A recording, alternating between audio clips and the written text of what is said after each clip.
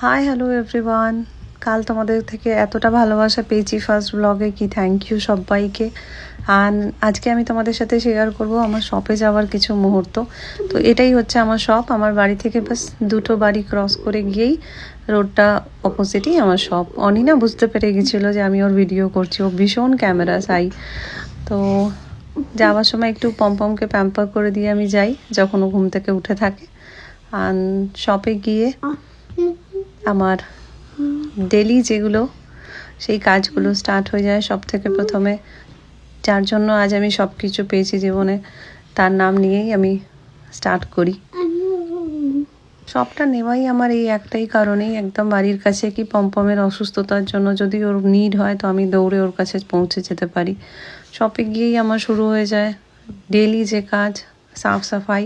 কারণ আমার না কোনো স্টাফ নেই গো, সবটাই আমাকে আর আমার ছেলেকে করতে হয়। ও অনেক হেল্প করে আমার, প্রচুর। নিজের পড়া নিজের কাজে ফাঁকে ফাঁকে আমাকে ও প্রচুর হেল্প করে। এক একদিন মানে 70% ধরে নাও কি ও ক্লিন করে দেয় আমার শপের, আর যেটুকু বাকি থাকে আমি করি। তারপরে সমস্ত হয়ে গেলে যখন আমি শপটাকে ক্লোজ করি তখন ও অনি আমাকে হেল্প করে দেয়। ব্যাস দেখো শপটা ক্লোজ হয়ে আমি কত তাড়াতাড়ি বাড়ি পৌঁছে গেলাম। অ্যান্ড আমার লুসি এখানেই আমার জন্য চেয়ারে বসে অপেক্ষা করে, আমার পমপম অপেক্ষা করে।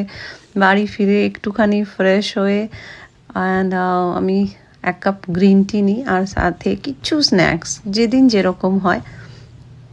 হ্যাঁ, তারপরে পমপমে শুরু হয় কত কমপ্লেন অনির নামে, অনি এই করেছে, অনি ওই করেছে। ব্যাস এইভাবেই চলতে থাকে আমাদের লাইফ। তোমরা সবাই ভালো থেকো, সুস্থ থেকো। ভিডিওটা ভালো লাগলে একটা লাইক করে দিও। রাতে একটু বানিয়ে নিয়েছিলাম নাগেটস, বিনা অয়েল বিনা বাটারের, জাস্ট বেকড করে, কিন্তু এতটা আমি খাইনি, সবাইকে দিয়েই খেয়েছি। চলো তাহলে আজকের মতো ভিডিওটা শেষ করলাম, বাই বাই।